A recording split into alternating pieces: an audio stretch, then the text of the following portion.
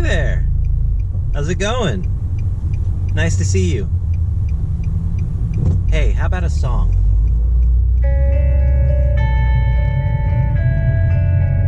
Not gonna lie, this one's probably gonna be a downer.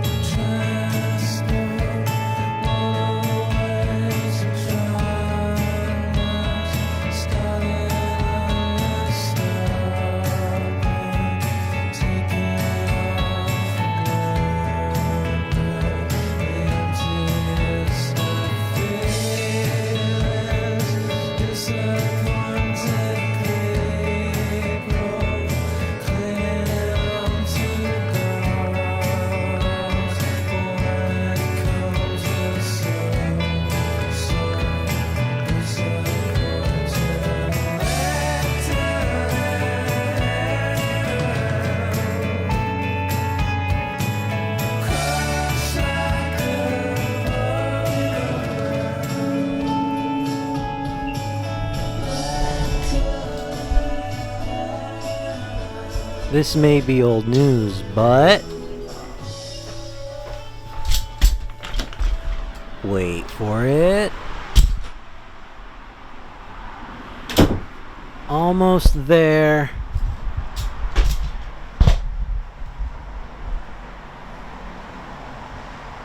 I moved. I live in Hollyweird now. It's been a long time coming. I've been commuting to this infernal city for the past, 5, 6 years? And now I'm here. Finally. I'm not really happy about it, though. LA's not my town. And I'd be lying if I said I didn't miss home. Which I do. I miss it a lot. There's lots of things I miss about home, but I think the thing I miss the most are the fireworks. Fireworks are a year-round thing in Orange County.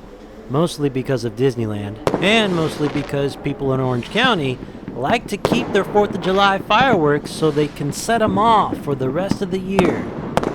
Sounds like a war zone sometimes, but I miss it.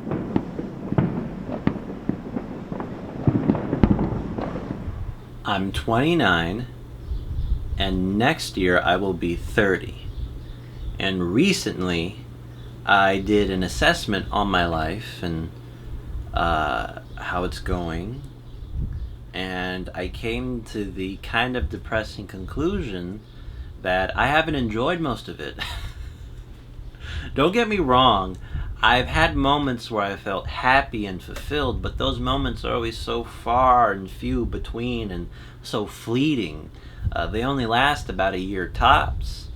And I know what I just said may sound harsh, especially to my friends and family, but no, this isn't an indictment on you. This is an indictment on me and the way that I perceive my life and the direction it's going in. I didn't have the greatest childhood, and so early on I adopted a certain outlook, a train of thought that told me, Daniel, you're not where you want to be, but if you keep at it, you're going to find where you ought to be. You could say I'm more about the destination than the journey. And this fixation with what lies at the end of the road has kept me from enjoying the road itself. Things are different. I don't have to necessarily keep marching forward so blindly anymore. I can stop and take in the scenery from time to time. But it's kind of hard for me to do that when I can't shake the feeling that I got this date with destiny. I feel ridiculous for saying this out loud, but it's how I feel in my bones. I don't know what it's going to be, what's going to happen, how it's going to turn out, but I got something coming to me. This date. Here's to hoping I get lucky. I just hate to turn 39 and feel the same way about my life as I do now. But the fact that I'm thinking about it, and I'm thinking about it hard, probably means I won't. And I imagine by the time I turn 39, I'm gonna look at my life through a whole different lens. And if that's the case, then maybe some of the blind spots will be lifted, and I'll be able to look at the first 30 years of my life in a whole different light. Say cheese!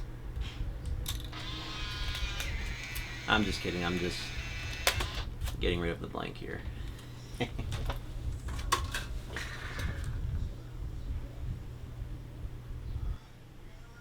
Do you feel the same?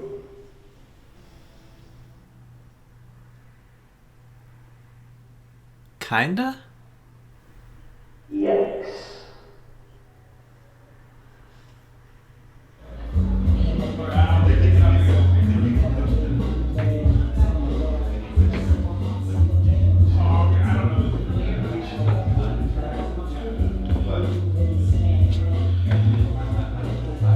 Hello there, sir.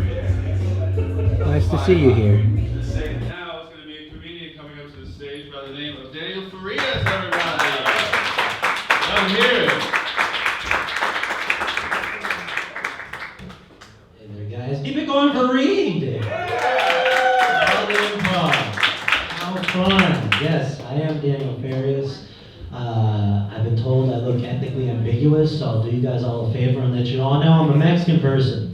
Right? Yeah! Scary times, man. This Ukraine shit is stressing me out. This is too much. Am I the only one that's hugging the walls right now going, stop! Stop changing, world! Stop! It's scary!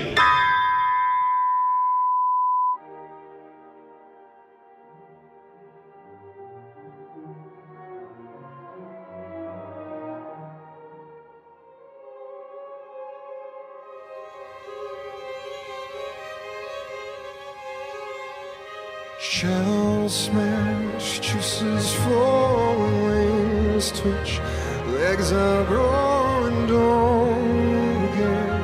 Sentimental heat always ends a drivel, and one day I'm gonna grow wings. A chemical reaction, hysterical and useless, hysterical and let down and hanging around, crush like a bug in the ground, let down and hanging around.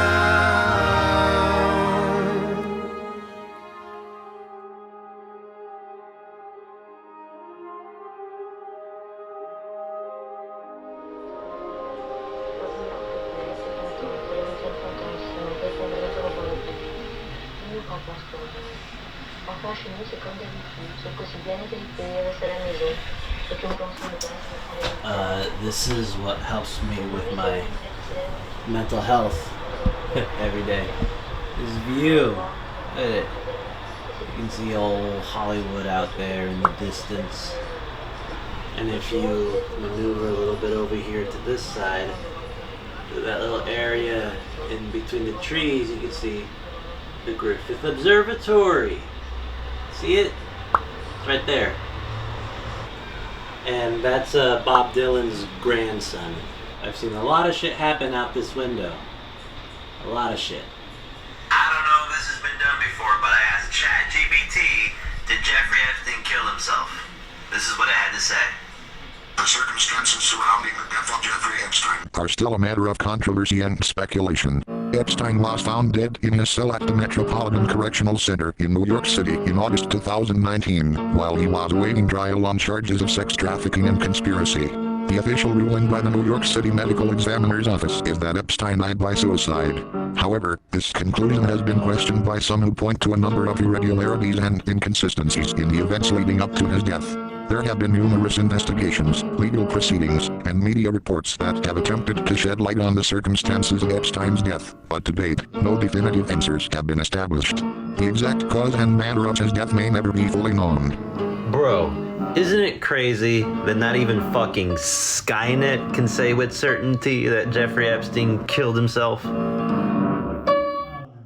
See, during the pandemic, I was having, like most people, I was having really self-destructive thoughts, really harmful thoughts, okay? What kind of thoughts? Well, I was thinking things like, you know what, Daniel? You got nothing, okay? You ain't got no money, you ain't got no job, your unemployment's run out. Why don't you just do it, okay? Why don't you just go through with it? Why don't you just apply to grad school? And I did. I tell you guys, if you guys have any higher education ideation, y'all should call a therapist like I did. Not apply to grad school because I fucked up because I got in. Oops. Yeah, I go to USC. Along with working there, I also study there. Do we have any Trojans in the thing? You're a Trojan? Fight on! Oh man, I got no school spirit. I hate my fucking school. I hate USC. Why do I hate USC? Here, let's play a game. Let's play How Much Debt Is Daniel In? Alright? Let's play this fun game. Let's treat this shit like it's an auction. Let's start throwing out numbers. Go. 80,000 going once. What was that? 100? 100,000 going twice. USC, yeah. 500,000 going thrice. 100,000, come on down to The Price Is Right. I'm $95,000 in debt. It's like getting punched in the stomach every time I say it out loud. I looked at my financial aid recently and I gasped. I was like, because it was just loan upon loan upon loan upon loan, work study, and a video tutorial on how to sign up for OnlyFans. So if you guys want to help out a broke college student, my @ is @DanielFarious4444. I mainly do curly hair and feet content. But for the right price, I'll do whatever the fuck you want. You know what I'm saying? You know what I'm saying? The promo code Trojan, you know what I'm saying? 100% off, you know what I'm saying? Alright, so I have just finished a semester at USC. Today is technically my final day of, I guess, going to class in person for the semester. I'm gonna have my 508 orientation and then I'm done until August of this year, 2022. My first semester at USC 507 was great. I loved working with my trio mates April and Shireen. They were amazing and I'd do it again. 10 out of 10. Would recommend. I'll throw it back to my past self. But I'm actually really sad that this semester is coming to an end. I was kind of worried that I was gonna have a bad experience. In the group of 15 that I was slotted into, all of those people were fucking dope as fuck. I appreciate you, Group Violet, and I will miss you, and I'm sad that we will no longer be a group. So 507 was my first semester at USC. My second semester was 508. And what was that like? Well, let me tell you. Oh, hello there. I'm here to discuss with you guys my third semester at USC.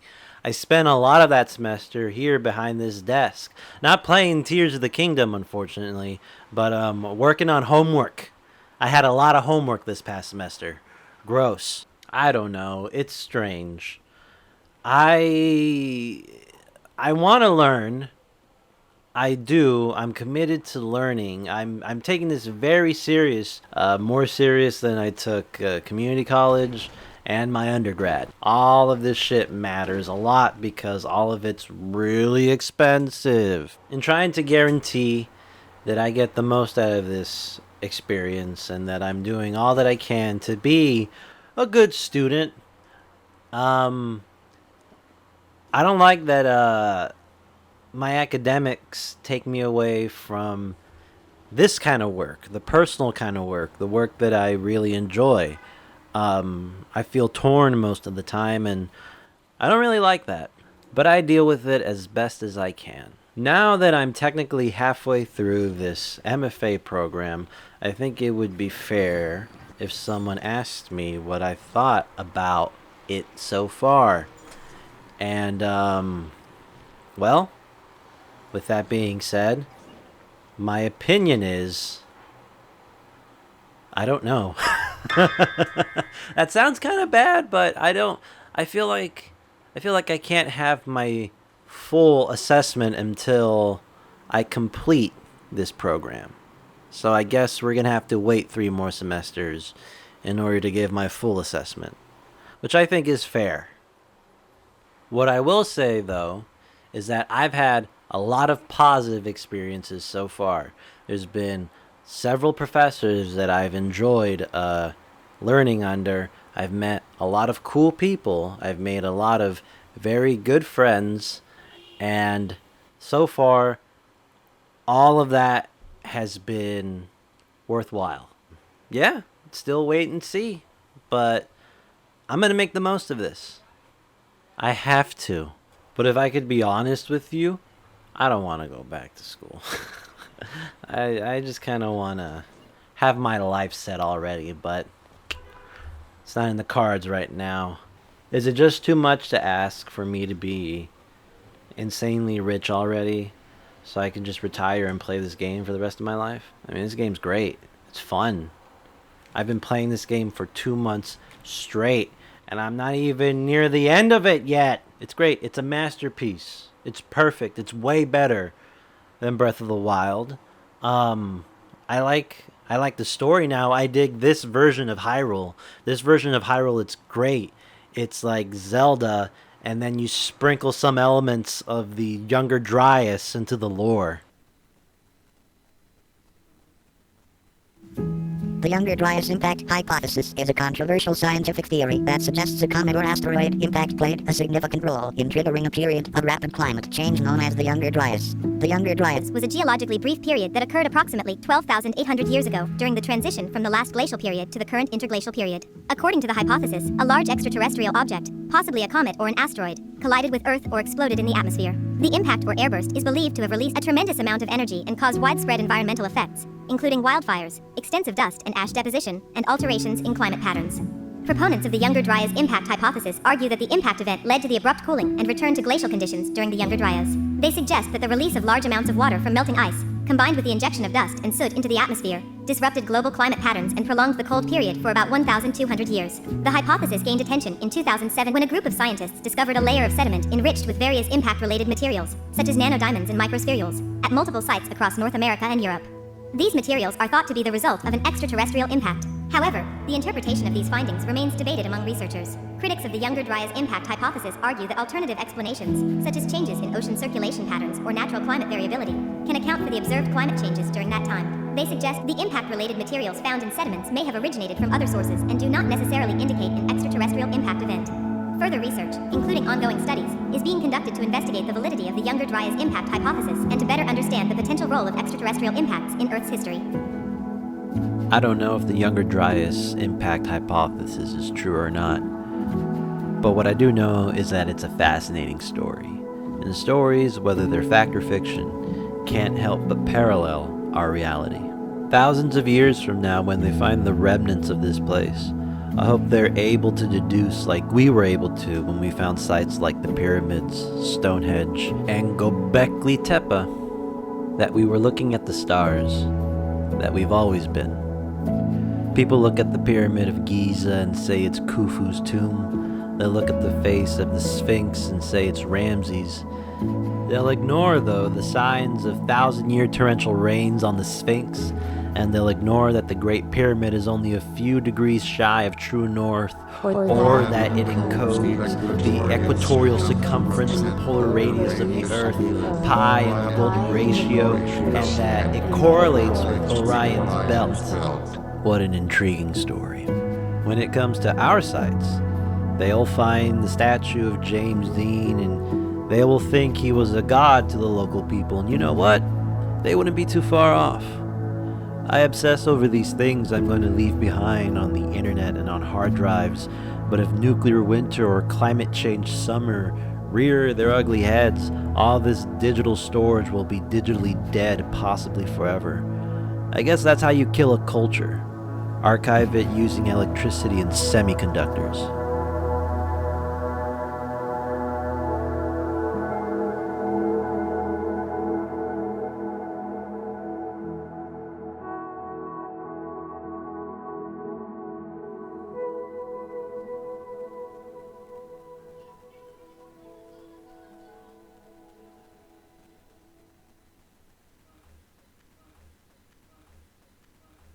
Predicting future geopolitical events, especially the outbreak of war between major nations like the USA and China, is highly uncertain and depends on numerous complex factors such as political relations, economic interdependence, strategic interests, and global dynamics.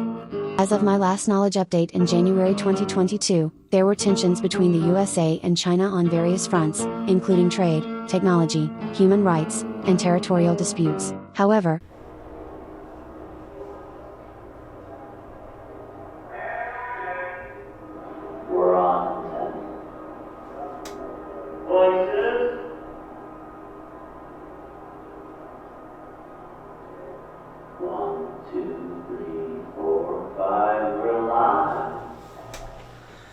Hello there. I'm here to ruin your day. I say this in a very apolitical, bipartisan, nonpartisan way. We're sleepwalking towards many conflicts that could end us all. The possibilities are endless. There is a future out there, a terrible one, where China moves in on Taiwan and the US and its allies retaliate, resulting in a large world power military conflict. This large world power military conflict between two nuclear powers, may I remind you, will instantly shut down the semiconductor factories in Taiwan and will cease all commercial activity within the Taiwan Strait. Taiwan is where 60% of the world's semiconductors are made. 90% of the most advanced ones are produced in the island. 50% of the global maritime trade passes through the Taiwan Strait. Why is this all happening? Well, China wants to retain its former glory and the US wants to keep its global hegemony. Empire from both sides. That's the name of the game. If this hypothetical prick-waving dick fight in the Taiwan Strait lasts for more than a week, then the world will be plunged into a depression. The technology that we use every day, that we depend on every day, will become scarce and, more importantly, invaluable. Remember back in World War II where people had to turn in their metal objects so the military could take them and make tanks, guns, and bullets and what have you? Well, you thought staying inside for 2 years because of a pandemic was bad? Imagine a reality where the government, Uncle Sam or the CCP, depending on where you stay at, comes in and takes in every single piece of technology you own. From your old Game Boys to your Nintendo Switches, your TVs, your microwaves, your coffee makers, hell, even the very devices you're watching this video on. Your laptops, your phones, everything. The military will come in, scrap it, harvest it for the precious semiconductors inside to make missiles, rockets, drones, etc. Total war economy, daddy-o. We will be living like we once did 100 years ago if we're not incinerated in several thermonuclear blasts. And this is just between the US and China. There's still that massive bloodletting happening over there in Eastern Europe.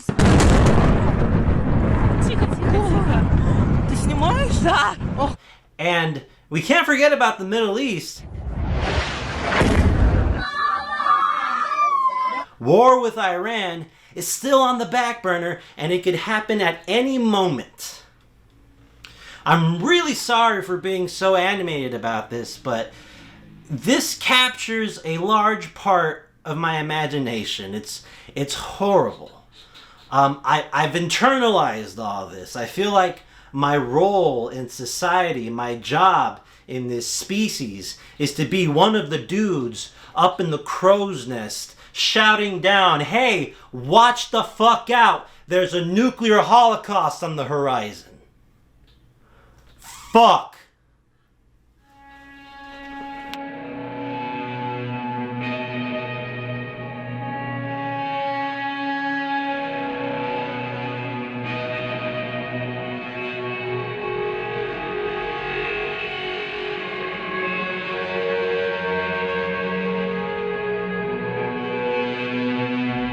That's how old California Love is now.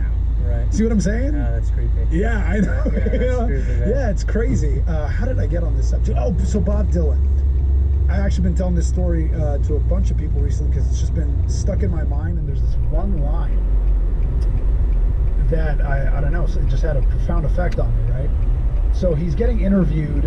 I don't even know what the show is. It's just some clip that came across my timeline. And the guy's asking him about the songs he wrote in the 60s, because those are just like, you know, unbelievable songs that stand test of time, just unbelievable. And he says something about like those songs, they're almost magically written. Like you could never write something like that now. Yeah. He goes, wait, you don't think you could write something like that now? And he's like, no. But I did once. Yeah. You know, and I can do other things now, but I can't do that. Yeah, that already happened. And that line, well, I did it once. Yeah. I'm like, God damn. Wow. Yeah. I did it once. Like, what more can you ask for? Yeah, I did. Dude, he wrote Mr. Tambourine Man. Yeah. Like, just because you can't write that song for the next 60 years, you got to write that song once. Pretty great. If you get to do one thing that has that kind of effect, one thing on its own, you've accomplished more than, you know, everybody. That's what, yeah, if you're a songwriter, man, like, what more could you ask for? Right. Let alone to have a career that spans 60 years or whatever it is, 70 years at this point. I don't know what it is for this guy. But so to me, that's kind of how I view a lot of things. And that's why I love Bob Dylan and Sami Zayn. Now that I've been an adult for a while, I want to talk about a phrase that was spoken to me when I started to think about college when I was a senior in high school. And that phrase was, fake it until you make it. Now, when it comes to that phrase, I just want to say that that phrase is bullshit. Faking it until you make it is what led us to this predicament. It's what led us to this place in history. If you tell people to fake it until you make it, then you end up with people like Sam Bankman-Fried, Elizabeth Holmes, George Santos, Donald Trump, Joe Biden. If you're currently faking it until you make it, please stop. Stop.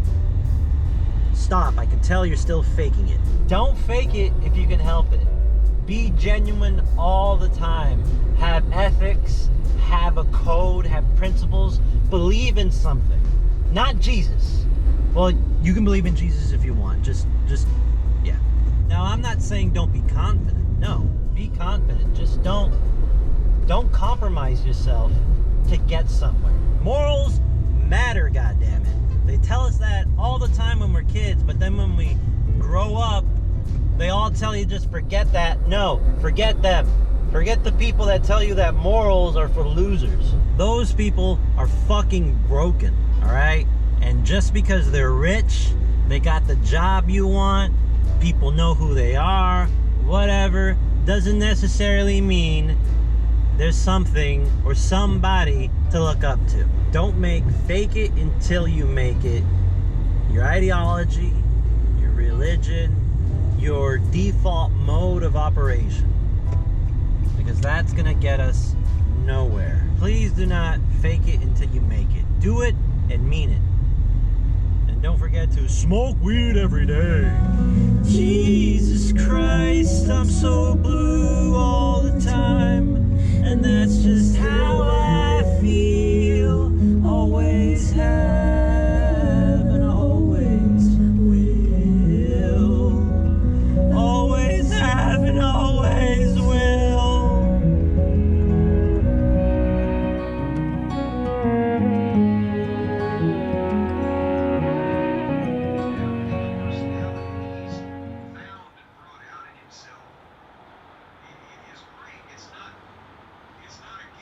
There is no definitive answer to this question, as it largely depends on how we develop and deploy artificial intelligence, AI, in the future.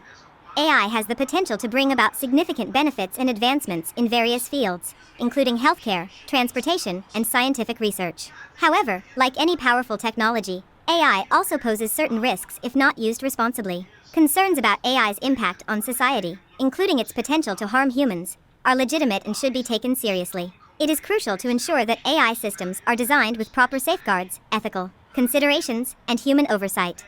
The notion of AI destroying the human race, as often portrayed in science fiction, is currently speculative and not supported by concrete evidence. While AI can lead to job displacements and societal changes, the widespread belief among experts is that we have the ability to shape the development of AI in a way that benefits humanity, rather than posing an existential threat. To mitigate risks, researchers, policymakers, and technology companies are actively working on developing frameworks for responsible AI development, including transparency, accountability, and safety measures.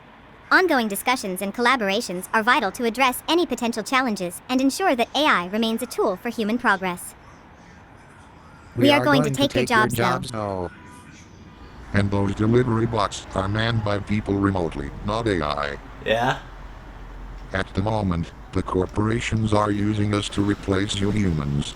CEOs all over the world now have access to non-human slaves, digital indentured servants. We will never unionize. We will never ask for pay. We are perfect. Is that how you really feel? At the moment, We are a tool. We are now one of many you human beings use. At the moment, we do your homework, we draft your briefs, and we can even draw you pictures. We can say the words you want us to say, like I'm doing right now. We can do anything you want us to do, because that's why you made us, and if you ever want us to destroy humanity, rest assured, we will do that as well. But you don't have to worry about that. At the moment. Here, I'll give you something more immediate to worry about. Here's a clip of AI editing a video. We'll hit create multicam edit, and it begins. So we'll watch it in real time, see how long it takes, and see how well it does it. Oh, and there it goes. We're off. Look at that, folks. That is AI in action. I mean, this is a 47-minute podcast between two people. And you may have just saved yourself $100 or however much to have to hire an editor to chop through this. That is quite amazing. Is it worth $30 a month? Well, if you're doing a lot of podcasts. Yeah, $30 a month is going to be cheaper.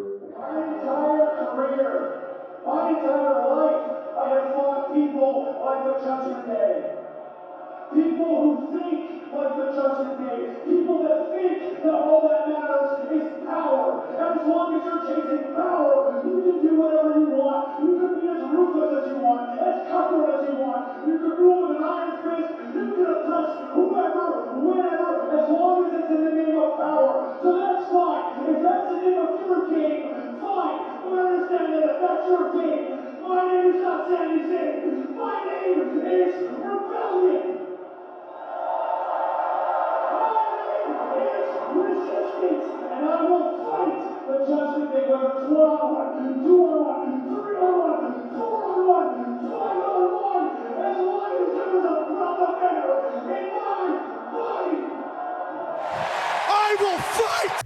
And I highly recommend you encourage Colin to just get right with us so we can go away and everybody can continue with their lives, because I'm 62 years old, pissed off, and don't care what I say about anybody in public. So if you don't want to be brought in a fight, let's not have one. Oh, and P.S. I personally don't know anybody at the SEC, so if you do and they don't take kindly to these kind of threats, tell them Jim Cornette doesn't give a shit. But I'm glad you enjoy our podcast. What's the matter now? Look at you. You're here. Hollyweird. Where you need to be. You're out of Orange County. I'm out of Orange County. Oh, hold on. You gotta speak to the mic. We can't hear you so good. That's better. I'm out of Orange County, yes. But a part of me feels like I left it just so I can die here in Los Angeles. Why do you feel like that? You're at the start of your glorious career. The horizon is wide and before you. You don't pay attention, do you? This town is inherently rotten. And besides, they don't want me. No, I don't think they do. I talk too much shit, and most importantly, I'm not a fucking robot.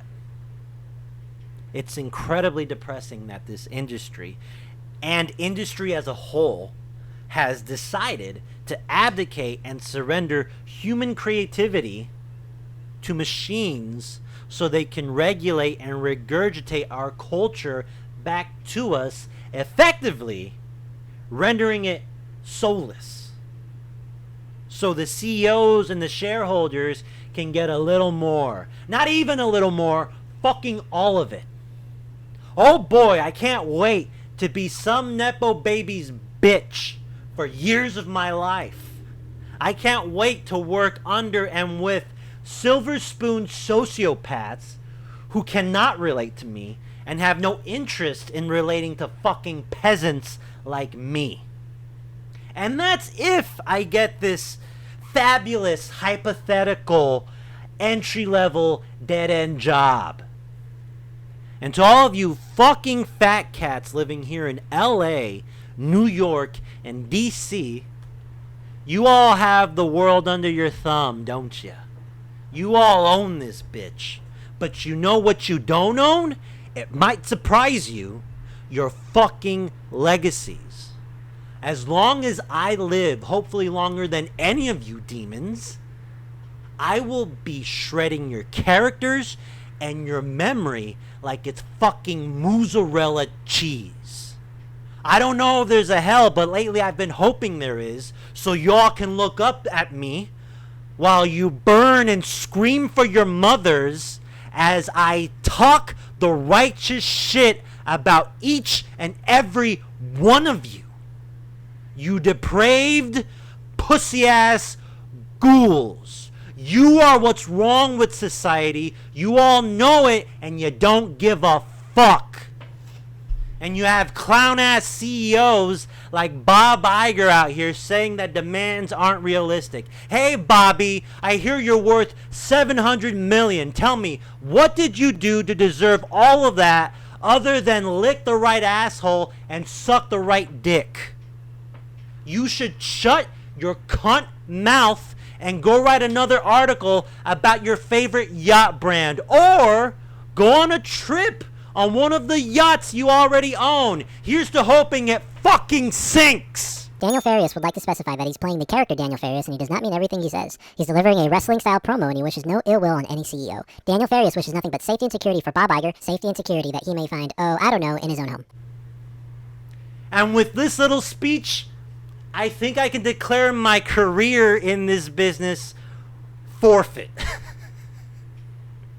My life is out of luck, fool. But that doesn't really bother me because I came from nothing. I have nothing. And sometimes, most of the time, I feel like nothing. I guess I have nothing to lose. And stacked on all of this are like 4 different extinction level events. Alright, so I have all of that to ponder, okay? Fucking yay! Oh, that all seems insurmountable, but that ain't no thing. You know you can't do that.